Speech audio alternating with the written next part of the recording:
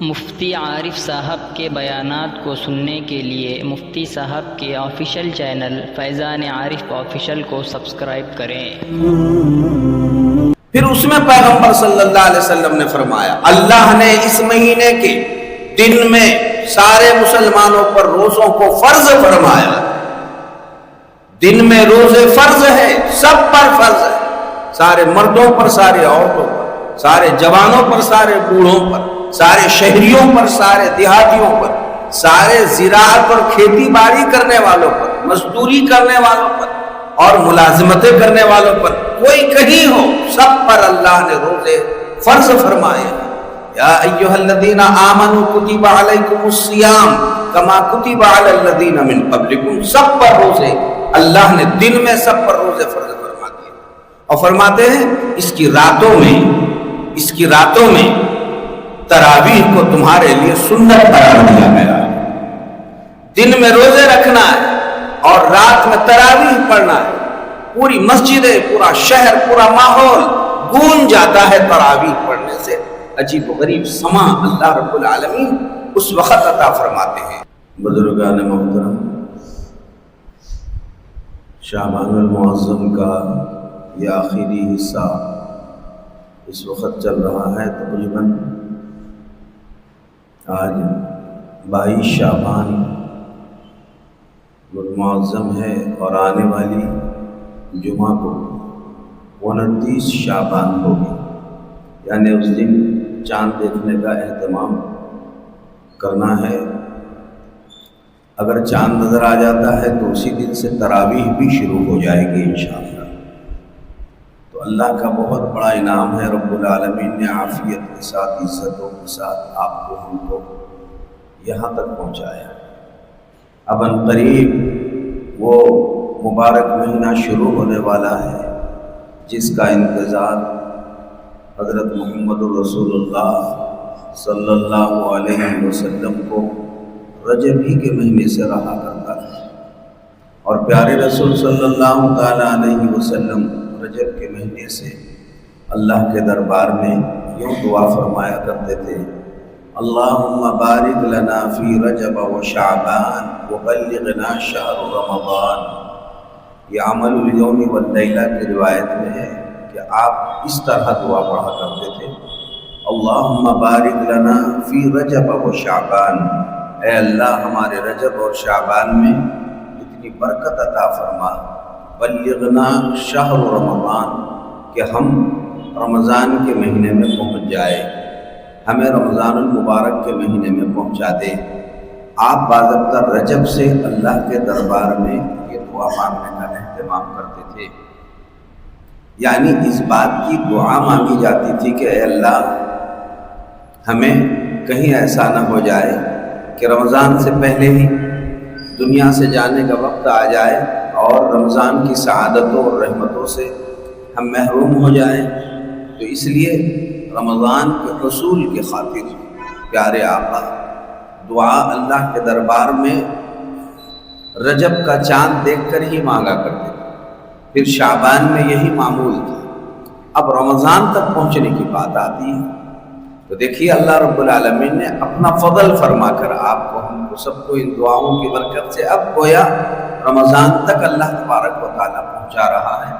اللہ تعالیٰ عافیت کے ساتھ ہم سب کو رمضان المبارک نصیب فرمائے، رمضان کا حصول عطا فرما دے، اس کی برکتیں، اس کی سعادتیں، اس کے انوارات، اس کی رحمتوں سے اللہ ہمیں، ہماری آل اولاد، بیوی بچے، بھائی بہنوں، رشتہ دار، امت کے ایک ایک فرد کو اللہ تعالیٰ مالا مال فرما دے۔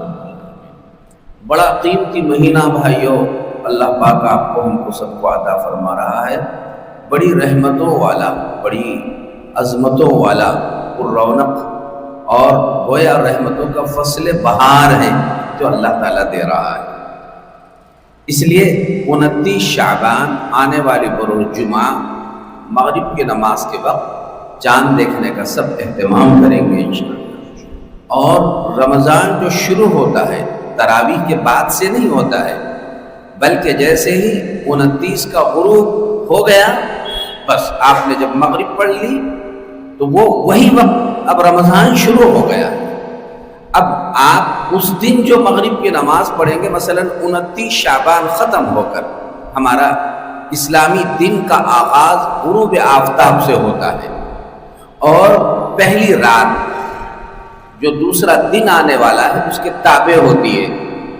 مثلا آئندہ کل سنیچر کا دن ہے تو مغرب تک ابھی یہ جمعہ ہے، مغرب تک، اور جیسے ہی مغرب کی اذان شروع ہو جائے غروب آفتاب ہو گیا، سنیچر شروع ہو گیا، تو پوری رات بھی سنیچر کی ہے اور دن تو پورا سنیچر کا ہے۔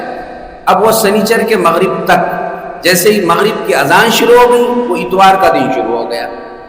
ایسے ہی رمضان المبارک میں بھی بھائیوں ایسی شکل ہے کہ جیسے ہی 29 کا شعبان کا چاند نظر آ گیا بس رمضان شروع ہو گیا، اور وہ رات پوری رمضان کی ہے، اس لیے رحمتوں سے فائدہ اٹھانے کے لیے اسی وقت سے ہمیں تیاریاں شروع کرنے کی ضرورت ہے۔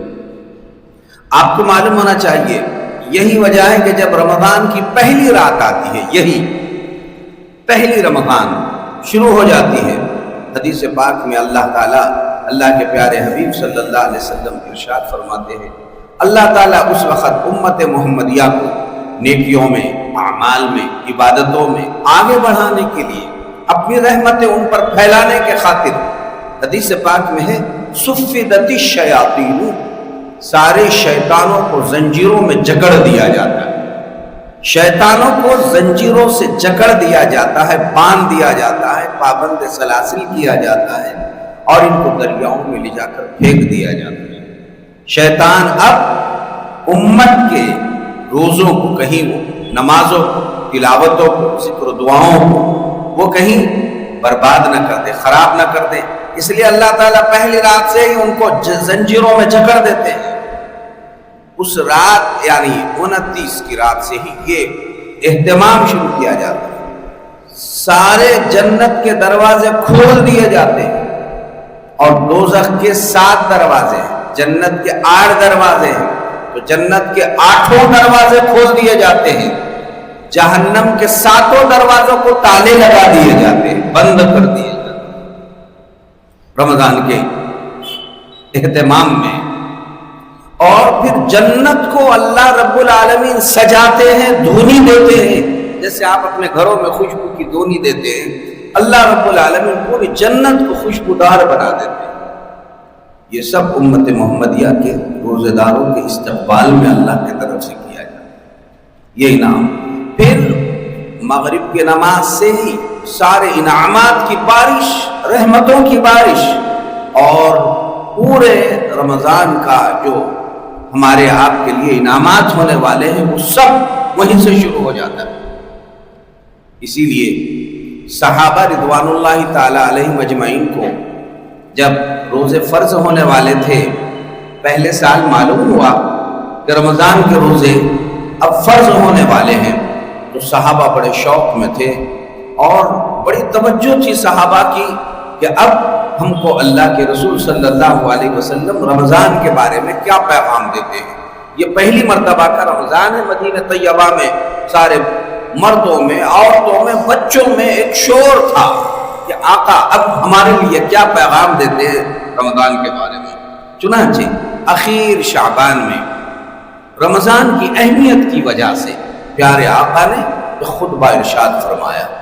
یہ اسی وجہ سے یہ باتیں جو بیان کی جاتی ہے وقت سے پہلے، تاکہ ہم اچھی طرح رمضان کی تیاری کرنے والے بن جائیں، ابھی سے معلوم ہو کہ ہمیں رمضان المبارک کا کیسے استقبال کرنا ہے اور کس طرح تیاریاں کرنا ہے۔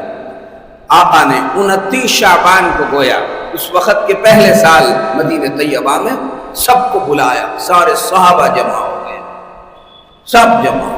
آقا نے اس وقت ارشاد فرمایا، یا ایھا الناس، اے لوگو، قد اغلکم شہر عظیم، تمہارے اوپر ایک بہت بڑا مہینہ سایہ فگن ہونے والا ہے، بہت بڑا مہینہ تم پر آنے والا ہے۔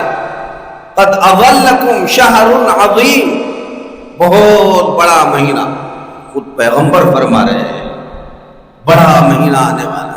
یہ مشکاۃ شریف کی روایت ہے جس میں رسول اللہ صلی اللہ علیہ وسلم نے فرمایا قد اظلکم شہر عظیم، تم پر ایک بڑا مہینہ سایہ کرنے والا ہے،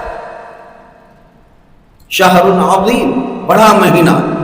اور پھر آپ نے فرمایا یہ ایسا مہینہ ہے اس میں ایک ہی رات لیلۃ القدر خیر من الف شہر، وہ لیلۃ القدر ہے جو 1000 مہینوں سے افضل اور بہتر ہے، 1000 مہینوں سے افضل اور بہتر۔ پھر اس میں پیغمبر صلی اللہ علیہ وسلم نے فرمایا اللہ نے اس مہینے کے دن میں سارے مسلمانوں پر روزوں کو فرض فرمایا، دن میں روزے فرض ہے، سب پر فرض ہے، سارے مردوں پر، سارے عورتوں پر، سارے جوانوں پر، سارے بوڑھوں پر، سارے شہریوں پر، سارے دیہاتیوں پر، سارے زراعت اور کھیتی باڑی کرنے والوں پر، مزدوری کرنے والوں پر اور ملازمتیں کرنے والوں پر، کوئی کہیں ہو، سب پر اللہ نے روزے فرض فرمائے ہیں۔ یا ایھا الذین آمنوا کتب علیکم الصیام کما کتب علی الذین من قبلکم، سب پر روزے اللہ نے دن میں سب پر روزے فرض فرما دیے، اور فرماتے ہیں اس کی راتوں میں تراویح کو تمہارے لیے سنت قرار دیا گیا ہے، دن میں روزے رکھنا ہے اور رات میں تراویح پڑھنا ہے، پوری مسجدیں، پورا شہر، پورا ماحول گونج جاتا ہے تراویح پڑھنے سے۔ عجیب و غریب سما اللہ رب العالمین اس وقت عطا فرماتے ہیں کہ دن میں روزے رکھنا ہے اور شام میں، رات میں، اس کی راتوں میں تراویح پڑھنا ہے۔ اور تراویح اور روزہ کیا ہے وہ تو آئندہ جمعہ انشاءاللہ بتایا جائے گا۔ ابھی مجھے صرف یہ بتانا ہے کہ پیغمبر صلی اللہ علیہ وسلم نے خطبہ دے کر کیسے ترغیب دی۔ پھر پیارے رسول نے اس کے بعد ارشاد فرمایا جو شخص اس مہینے میں ایک فرض ادا کرے، مثلا اب پہلی رات آپ نے جب مغرب پڑھ لی، ایک فرض ادا کر لیں، اللہ ہر فرض پر اسے 70 فرائض ادا کرنے کے برابر اجر و ثواب عطا۔ اللہ اکبر۔ رمضان آج جو جمعہ پڑھ رہے ہیں، ایک ہی جمعہ کا ثواب مل گیا، لیکن یہی جمعہ آپ رمضان میں پڑھیں گے 70 مرتبہ یہ فرض جمعہ پڑھنے کا ثواب اللہ دے گا۔ ایسے ہر نماز پر 70 فرائض کا ثواب اللہ رب العالمین ہر مسلمان مرد کو، عورت کو عطا فرما دیتا ہے۔ معمولی بات نہیں ہے میرے بھائیوں، خوش قسمتی کی بات ہے۔ اور جو شخص اس مہینے میں ایک نفل پڑھے، نفل نماز، مثلا فجر سے پہلے کی 2 رکعت سنت، تحیت المسجد، اوابین کی 2 رکعت، تہجد کی 2 رکعت، اشراق کی 2 رکعت، آپ نے کسی عنوان کی 2 رکعت نفل نماز پڑھ لی، ہر نفل پر اللہ اسے فرض کے برابر ثواب عطا فرمائے۔ فرض پر 70 فرائض اور نفل پر ایک فرض کے برابر اجر و ثواب۔ اللہ کی دین ہے، جب نوازنے پر آتے ہیں تو بھائیو یہ اللہ کی طرف سے آپ کے ہمارے سب کے لیے، یوں سمجھیے کہ اللہ رب العالمین دراصل نوازنا ہی چاہتے ہیں، اور یہ شارٹ کٹ راستہ ہے نوازنے کا۔ دینے پر آئے تو اتنا کہ کوئی کمانا چاہے بھی تو اتنا عام زندگی میں نہیں کما سکتا ہے جتنا اللہ رمضان میں عطا فرمائے۔ یہ سیزن ہے بھائیو عبادتوں کا۔ پھر آقا نے ارشاد فرمایا یہ صبر کا مہینہ ہے، صبر کا مہینہ ہے، بدلے لینے کا مہینہ نہیں ہے، دشمنی کا مہینہ نہیں ہے، ایک دوسرے پر غصے اتارنے کا مہینہ نہیں ہے، یہ صبر کا مہینہ ہے، یہ ہمدردی کا مہینہ ہے۔ اس مہینے میں ہمدردیاں بانٹی جائے، یہ صبر کا مہینہ ہے، یہ ہمدردیاں کرنے کا مہینہ ہے، اگر کسی کا کسی پر غصہ بھی ہے یہ معاف کرنے کا مہینہ ہے، ایک دوسرے کے حقوق دلانے کا مبارک و مسعود مہینہ ہے۔ پھر آقا نے فرمایا یہ ایسا مہینہ ہے جس میں یزاد فیہ رزق المؤمن، ہر مسلمان کے رزق میں، روزی میں اللہ برکت عطا فرماتے ہیں۔ آپ دیکھیے غیر رمضان میں نہ کبھی آپ نے اتنا کھایا نہ کسی کو کھلایا اتنا رمضان المبارک میں اللہ خود کو بھی کھلاتے ہیں اور ہمارے ذریعے دوسروں کو بھی کھلانے کا انتظام فرماتے ہیں۔ فیہ یزاد رزق المؤمن، اس مبارک مہینے میں مسلمان کا رزق بڑھا دیا جاتا ہے، اس پر ہمارا ایمان ہونا چاہیے۔ اللہ رزق کو بڑھاتے ہیں، اور سب کے لیے رزق بڑھا دیتے ہیں۔ آقا نے فرمایا من فطر صائما، جس شخص نے رمضان میں کسی روزے دار کو افطار کرا دیا، اس کو کھجور کھلا دی، آپ کے پاس کوئی افطاری کا سامان تھا تھوڑا سا اس کو بھی دے دیا، عورتوں نے اڑوس پڑوس میں محلوں میں غریب میں کسی میں کوئی چیز تقسیم کر دی، کسی ایک کا روزہ افطار کرا دیا، اللہ اسے قیامت کے دن حوض کوثر سے پانی پلائیں گے، ایسا پانی کہ اس کے بعد جنت میں داخل ہونے تک اسے کبھی پیاس نہیں لگنے والی، لا یظمأ ابدا، کبھی وہ پیاسا نہیں ہوگا، اللہ اسے ایسا پانی پلا دے گا۔ صحابہ نے پوچھا بھی اللہ کے رسول ہم سب کو پیٹ بھر کے افطاری تو نہیں کرا سکتے ہیں، کہاں سے اتنا انتظام کریں؟ آقا نے فرمایا پیٹ بھر کر کھلانے پر منحصر نہیں، آپ ایک کھجور کھلا دیں، ایک لسی کا گھونٹ پلا دیں، آپ کو ٹھنڈا ایک گھونٹ کسی کو دے دیں، بس اس پر بھی اللہ تمہیں یہ انعام سے مالا مال فرما دے، اللہ اپنا فضل فرما دے۔ آقا نے پھر فرمایا اس کا پہلا عشرہ رحمت، دوسرا عشرہ مغفرت، تیسرا عشرہ دوزخ سے چھٹکارے کا ہے، رمضان المبارک کا۔ اللہ اکبر، پہلا عشرہ رحمتوں کا ہے، ایسی رحمتوں کی بارش ہوتی ہے، آپ نے خود دیکھا ہے عجیب و غریب ماحول اللہ پاک رمضان المبارک میں سب کے لیے سب کا بنا دیتے ہیں، بے نمازی بھی نماز پڑھنے پہ مجبور ہو جاتا ہے، بے روزگار بھی روزے رکھنے پر مجبور ہو جاتا ہے، سب کے لیے خوشیوں بھرا ماحول اللہ تعالیٰ عطا فرما دیتے ہیں کہ اللہ رب العالمین نے رمضان کا پہلا عشرہ رحمتوں کا بنایا، دوسرا عشرہ مغفرتوں کا بنایا، تیسرا عشرہ جہنم سے چھٹکارے کا فرمایا، اور فرماتے ہیں اس میں 4 باتوں کی خوب کثرت کرنی چاہیے۔ ایک، کثرت سے لا الہ الا اللہ، لا الہ الا اللہ، لا الہ الا اللہ، اسی کے ساتھ کثرت سے پڑھنا چاہیے استغفار، استغفر اللہ استغفر اللہ استغفر اللہ، کبھی لا الہ الا اللہ پڑھ لیں کہیں اور کبھی تو استغفر اللہ پڑھ لیں، اور 2 چیزوں کا اللہ سے سوال کرنا چاہیے۔ ایک، اللہ سے سوال کرے جنت کا کہ اللہ ہم سب کو جنت الفردوس عطا فرما دے، اللہم انا نسألک جنت الفردوس ونعوذ بک من النار، اور چوتھی چیز دوزخ سے خوب پناہ مانگنے کا اہتمام کرنا چاہیے۔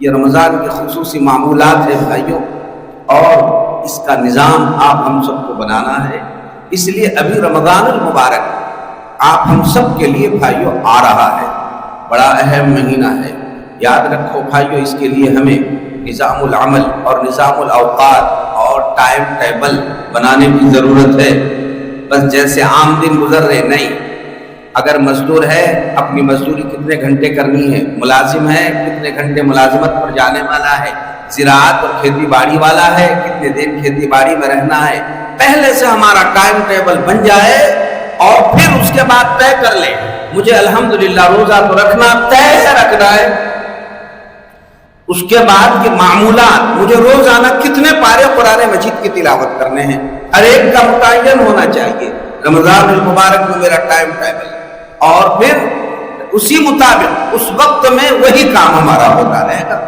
اتنے قرآن مجید کے پارے، 5 پارے تلاوت کرنے ہیں، 3 پارے پڑھنے ہیں، 10 پارے پڑھنے ہیں، جتنی آپ کی بساط ہے آپ کے پاس وقت ہے اس کے اعتبار سے پڑھیں۔ صحابہ رضوان اللہ تعالی علیہم اجمعین کا عام دنوں میں مزاج قرآن مجید کی تلاوت کا اس طرح تھا، جمعہ کو قرآن پڑھنا شروع کر دیتے تھے اور جمعرات کے دن قرآن پاک ان کا ختم ہو جایا کرتا تھا، یہ ان کا عام روٹین تھی، سال بھر کا عمومی طور پر معمول تھا کہ وہ جمعہ کو شروع کرتے تھے اور جمعرات کو ان کی دعا ہو جاتی تھی، ختم ہو جاتا تھا، پھر جمعہ سے دوسرا کلام پاک شروع کر دیا۔ آپ بھی اسی کا حساب بنا کر اس طرح قرآن مجید کی تلاوت کا اہتمام شروع کر دیجیے اور ٹائم ٹیبل بنا دیجیے، اس میں نوافل کا اہتمام کرنا چاہیے اور ان کاموں کو لے کر رمضان المبارک میں داخل ہونا چاہیے۔ اب میں بہت اہم بات آپ کو بتا رہا ہوں، اس پر خصوصی طور پر دھیان توجہ دیں۔ ہر چیز کا ایک کام ہوتا ہے، اب کوئی پوچھے مجھے عمرے کو جانا ہے تو عمرے میں جانے کے بعد مجھے کیا کام کرنے ہیں، کہا جاتا ہے عمرے کے لیے، عمرے میں 4 کام ہیں، آپ احرام، طواف، سعی اور حلق کر لیں۔ کوئی کہ مجھے حج کو جانا ہے، حج کے 9 کام ہوتے ہیں، وہ تفصیل سے اس موقع پر بیان کیے جاتے ہیں۔ اب کوئی کہ مجھے رمضان میں جانا ہے، نہیں سمجھ رہے آپ، مجھے رمضان المبارک میں داخل ہونا ہے، تو مجھے رمضان میں کیا کام کرنا ہے؟ تو بھائیو بامقصد رمضان گزاریے، کام لے کر چلیے۔ ہمارے سامنے مقصد ہونا چاہیے کہ میں رمضان میں کیوں داخل ہوا، مجھے وہ کون سے کام ہیں جو مجھے انجام دینے ہیں، اور وہ کون سے کام ہیں جس سے مجھے رکنا ہے۔ جب ہمیں اندازہ آئے گا کہ یہ کرنا ہے، یہ چھوڑنا ہے، وقت سے پہلے ہماری تیاری ہوگی، اور پھر نظام العمل، نظام الاوقات، ٹائم ٹیبل اس کے مطابق ہمارا بنتا رہے گا، تو پھر انشاءاللہ بڑا مزہ آئے گا، رمضان صحیح معنی میں ہمارا وصول ہو جائے گا۔ اس لیے رمضان المبارک میں ہر مسلمان، مرد و عورت کو، جوان بوڑھے کو، وہ چاہے کہیں ہو، انہیں 8 کام رمضان میں کرنے ہیں۔ بولو کتنے؟ 8 کام رمضان المبارک میں انجام دینے ہیں، جس میں سے 7 کرنے کے کام ہے اور 1 چھوڑنے کا کام ہے۔ وہ 7 کام نمبر وار ذہن میں رکھیے۔ نمبر 1، سارے مسلمانوں کو رمضان المبارک میں سب سے بڑی عبادت روزہ رکھنے کا اہتمام کرنا ہے، مہینہ بھر روزہ رکھنے کا اہتمام کرنا ہے، نمبر 1۔ نمبر 2، پورا مہینہ 20 رکعت سنت مؤکدہ تراویح پڑھنے کا اہتمام کرنا ہے۔ یہ 2 کام ہمیں معلوم ہو کون سے کام کرنے ہیں۔ نمبر 1، پورا مہینہ رمضان المبارک کے روزے رکھنے کا اہتمام کرنا ہے۔ نمبر 2، 20 رکعت سنت مؤکدہ تراویح پڑھنے کا اہتمام کرنا ہے۔ نمبر 3، دن میں اور رات میں جب بھی وقت ملتا رہے قرآن مجید کی کثرت سے تلاوت کرتے رہنا ہے۔ قرآن مجید کی بولو کثرت سے تلاوت کرتے رہنا ہے۔ نمبر 4، ہم سب کو نفل نمازیں پڑھنے کا خوب اہتمام کرنا ہے۔ سب بولو کون سی نمازیں؟ نفل نمازیں، نمازوں سے پہلے کی سنتیں، بعد کی سنتیں، نفل، اوابین، تہجد، اشراق، چاش اور تحیت المسجد، تحیت الوضو، جتنے نوافل ہیں، صلاۃ التسبیح، جو بھی اللہ موقع دے، نوافل پڑھنے کا خوب اہتمام کرنا ہے۔ 4 کام ہو گئے۔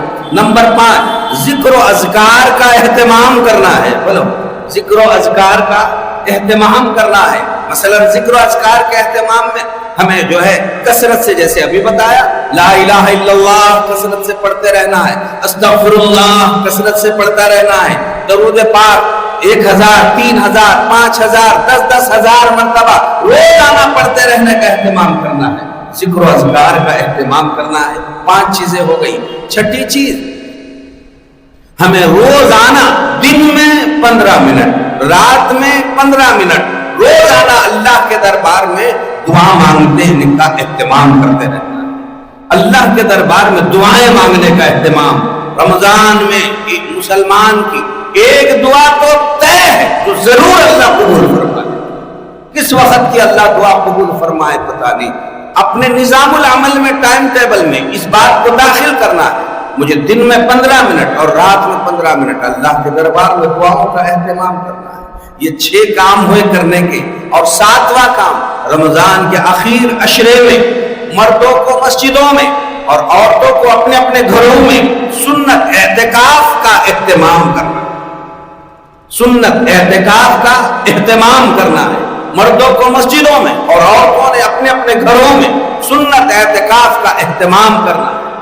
اور نمبر 7 جو چھوڑنے کا کام ہے وہ ہے بھائیوں، خاص طور پر رمضان آیا ہے، کتب علیکم الصیام کما کتب علی الذین من قبلکم لعلکم تتقون۔ رمضان اس وجہ سے آیا ہے تاکہ تم کو متقی بنائے۔ تو متقی بننے کے لیے ہمیں ہر چھوٹے اور بڑے تمام گناہوں کو چھوڑ دینا ہے، ہر چھوٹے اور بڑے گناہوں کو چھوڑنے کا اہتمام کرنا ہے۔ یہ بات اچھی طرح ذہن میں رکھیے، نماز پڑھنے سے انسان متقی نہیں بنتا ہے، روز آپ صرف تلاوت کرنے سے متقی نہیں بنتا ہے، ذکر و اذکار سے متقی نہیں بنتا ہے۔ متقی بنتے ہیں بولو گناہوں کو چھوڑنے سے، گناہوں کو چھوڑنے سے متقی بنتے ہیں۔ اور اللہ رب العالمین فرماتے ہیں کہ ہم تم کو جو ہے رمضان المبارک میں روزے اسی وجہ سے فرض کیے ہیں تاکہ تم متقی بنو، گناہوں کو چھوڑنے کی تمہاری عادت بنے۔ یہ 8 کام رمضان المبارک کے ہیں میرے بھائیوں۔ ہر مسلمان سوچے کہ مجھے رمضان میں 8 کام کا اہتمام کرنا ہے۔ نمبر 1، پورے مہینے کے روزے رکھنا ہے۔ نمبر 2، مہینہ بھر روزانہ 20 رکعت سنت مؤکدہ تراویح کا اہتمام کرنا ہے۔ نمبر 3، دن رات میں جب بھی موقع ملتے رہے قرآن مجید کی تلاوت کرتے رہنا ہے۔ نمبر 4، نفل نمازیں جتنی ہیں، چاہے نمازوں سے پہلے کی سنتیں، نمازوں کے بعد کی سنت و نوافل، چاہے اشراق، اوابین، تہجد، صلاۃ التسبیح اور دیگر تمام نوافل کا اہتمام کرنا ہے۔ نمبر 5، ذکر و اذکار کا خوب کثرت سے اہتمام کرنا ہے۔ نمبر 6، دن میں اور رات میں گھنٹہ آدھا گھنٹہ اللہ کے دربار میں دعائیں مانگنے کا اہتمام کرنا ہے۔ اور نمبر 7، ہم سب کو اپنی اپنی ترتیب بنا کر روزانہ یعنی ہر مہینے کے اخیر عشرے میں سنت اعتکاف کا اہتمام کرنا ہے۔ اور 8واں کام جو چھوڑنے کا ہے وہ یہ ہے کہ ہر چھوٹے اور بڑے گناہوں کو چھوڑنے کی فکر کرنا ہے۔ انشاءاللہ اگر کوئی مرد عورت یہ اہتمام اپنے زندگی میں ڈال دے اور لکھ کر لگا دے کہ اتنے کام مجھے بنانے ہیں، بس مزے آ جائے گا، خدا پیار کرنے لگیں گے، محبت فرما دیں گے، اس پر اللہ کی رحمت برس رہی ہوگی اور میرے رب کا منشا مرضی پوری ہو جائے گی۔ پیغمبر صلی اللہ علیہ وسلم کی روحانی توجہات اس کے دل پر ہوتی رہے گی جو اس شان کے ساتھ اپنے رمضان کو گزار رہا ہے۔ اللہ نے بھائیوں آپ کو ہم کو یہ مقدس مہینہ دیا ہے، یہ بڑی اہمیت کا مہینہ ہے، بڑی فکر کا مہینہ ہے، بڑی رجوع اللہ کا مہینہ ہے۔ دیکھو بھائیوں، رمضان تو ہر سال آ رہے ہیں، آئندہ بھی آئے گا اور آتے رہیں گے، لیکن پتہ نہیں رمضان تو آتے رہیں گے، ہم رہیں گے یا نہیں۔ آج اللہ نے بتا دیا ہے، ہم اس سے بھرپور فائدہ اٹھانے کا اہتمام کریں گے انشاءاللہ۔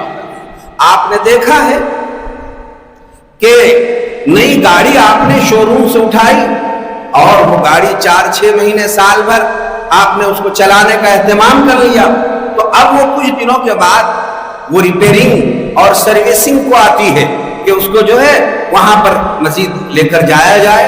اب اس کے بعد جب اس کی ریپیرنگ سروسنگ ہوتی ہے تو وہ پہلے جیسی رفتار بلکہ پہلے سے اچھی رفتار میں چلنے کی قابل بن جاتی ہے۔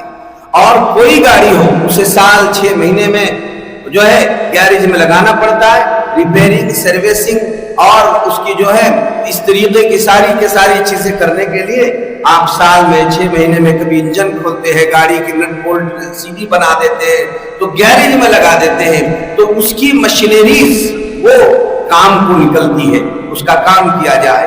ایسا ہی مسلمانوں آپ کے میرے دل میں بھی اللہ نے ایک انجن بنایا ہے، اسی کا نام دل ہے۔ یہ بھی سال بھر کے گناہوں کی نحوستوں سے، نافرمانیوں کی نحوستوں سے، اللہ کے حکم کے توڑنے کی نحوستوں سے یہ بھی سروسنگ کو آتا ہے، یہ گریسنگ کو آتا ہے، یہ ریپیرنگ کو آتا ہے۔ تو جیسے آپ دنیا میں گاڑیوں کی گیریج ہوتی ہے، اللہ نے رمضان کو گیریج بنایا ہے، 1 مہینہ اس میں لاؤ اور ریپیرنگ کرو، سروسنگ کرو، اس کو تم صاف صفائی کر کے لے لو تو تمہارا دل کی دھلائی ہو جائے گی، پھر تم پہلی رفتار سے بھی اچھے چلنے کے لائق اور قابل بن جائے۔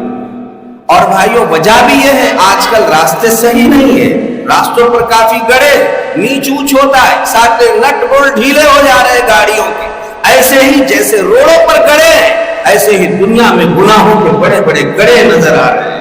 جہاں قدم ڈالا وہاں نافرمانی ہے، وہاں بدکاری ہے، وہاں بے حیائی ہے، وہاں ذلتیں ہیں، وہاں رسوائیاں ہیں۔ اللہ رب العالمین نے کہا تمہارے دل جو مشین کی شکل میں اللہ نے دیا ہے وہ بھی ڈھیلا پڑ جاتا ہے گناہوں کی نحوستوں سے، لاؤ اس کو برابر تمہیں فٹ کر کے دیا جائے گا، اس کی کوئی فیس نہیں، اس کا کوئی پیسہ نہیں، تمہیں فری میں تمہارے لیے انتظام کیا گیا ہے۔ بڑا خوش نصیب ہے وہ مسلمان جو رمضان پا کر اپنے دل کو سروسنگ کے لیے رمضان کی گیریج میں لگا دیں۔ علماء نے کہا ہے یہ جو ہے ہمارا دل جو ہے یہ ہماری دل کی مثال بیٹری کی ہے کہ جس طرح اس کی چارجنگ کرنی پڑتی ہے، بیٹری کی چارجنگ اترتی ہے تو اس میں پھر بیٹری کی چارج کرنے کے لیے جب کرنٹ آئے، لائٹ آئے، اس اسے لگا کے رکھو تاکہ وہ فل چارج ہو جائے. فل چارج ہو جائے، لائٹ چلے گئی، اس کی روشنی سے اجالا اٹھایا جا سکتا ہے. ایسا ہی میرے بھائیوں 11 مہینے لائٹ جاری گئی ہوئی رہتی ہے. اگر ہم فل چارج اپنے آپ کو کر کے رکھیں گے تو 11 مہینوں کے اندھیروں میں یہ رمضان کی بیٹری کی چارجنگ ہمیں ساتھ دیتی رہے گی. فائدہ ہوتا ہے. اللہ نے بہت بہترین موقع آپ ہم سب کو اپنی اصلاح کا، تربیت کا دیا ہے. یہ تربیت کا مہینہ ہے، یہ اپنی زندگی کو سنوارنے کا مہینہ ہے. اسی لیے اللہ کے پیارے پیغمبر حضرت محمد رسول اللہ صلی اللہ علیہ وسلم نے فرمایا اتنا اچھا سیزن، اتنا اچھا موسم، اتنا اچھا مہینہ اللہ جن کو عطا فرما دے اور پھر بھی اگر کوئی قدر نہ کرے اور قدر نہ کر اور اس کی قدر نہ کرتے ہوئے اگر اپنی مغفرت نہ کرا لے تو جبرائیل علیہ السلام نے فرمایا اے اللہ جو رمضان کا مہینہ مرد عورتیں جوان بوڑھے کوئی کہیں کے ہو رمضان کا مہینہ پالے اور پھر بھی اپنی مغفرت نہ کرا لے، اس میں لگ کر، معمولات میں لگ کر، دعاؤں میں لگ کر، رجوع اللہ میں لگ کر اللہ پھر بھی کوئی مغفرت نہ کرا دے تو جبرائیل علیہ السلام نے ہاتھ اٹھا کر کہا اللہ اس کو ہلاک و برباد فرما دیجیے. میرے پیغمبر سن رہے تھے، آقا نے اس وقت فرمایا آمین. اے اللہ میں میرے امت کو کاٹا چبھنا برداشت نہیں کرتا، لیکن جو رمضان کی قدر نہ کرے میرا بھی خیال یہی ہے کہ وہ ہلاک و برباد ہونا چاہیے. بولو اللہ حفاظت سے فرما دے. بھائیو قدر کرو اور انشاءاللہ ہم رمضان ایک ایک لمحہ وصول کر کے رہیں گے انشاءاللہ. اب تک کی ساری جو کچھ غلط عادتیں، گندی عادتیں چھوڑ دیں، چھوٹے بڑے گناہوں کو چھوڑیں گے. ہر شخص ہر گناہ میں مبتلا نہیں ہوتا ہے، بعض گناہ ہوتے ایک فہرست بنا دو اور بولو کہ کون سے گناہ میں مبتلا ہے، طے کر دو پورا مجھے اس کو چھوڑنے کی مشق کرنا ہے. حکیم الامت مجدد الملت حضرت تھانوی رحمۃ اللہ علیہ فرماتے ہیں جو شخص 40 دن کسی گناہ کو چھوڑنے کی ہمت باندھ لے اور چھوڑنے کا اہتمام کر لے، اغلب یہ ہے اللہ اسے موت تک وہ گناہ چھڑا دے گا. ابھی 8 دن باقی ہے اور پورا مہینہ رمضان المبارک کا، اس کے بعد بھی 6 روزے رکھتے بھی 40 دن تو ایسے ہی مل گئے. اب طے کر لو کہ ہم ابھی سے ہر گناہ کو چھوڑ دیں گے. اب جو جس گناہ میں مبتلا ہے چھوڑنے کی مشق کر لیں اور ٹائم ٹیبل ابھی سے بنا لیں. یہ پیغام مردوں میں عورتوں میں سب جگہ پہنچا دیں کہ رمضان المبارک ہمیں کیسے گزارنا ہے. لطف آئے گا بھائیو، اللہ کی نظر کرم اور عنایت ہم سب کے ساتھ شامل حال ہوگی. اللہ رب العالمین ہم سب کو خوب ہی کہنے سننے سے زیادہ بڑھ کر عمل کرنے کی توفیق عطا فرمائے. وآخر دعوانا ان الحمد للہ.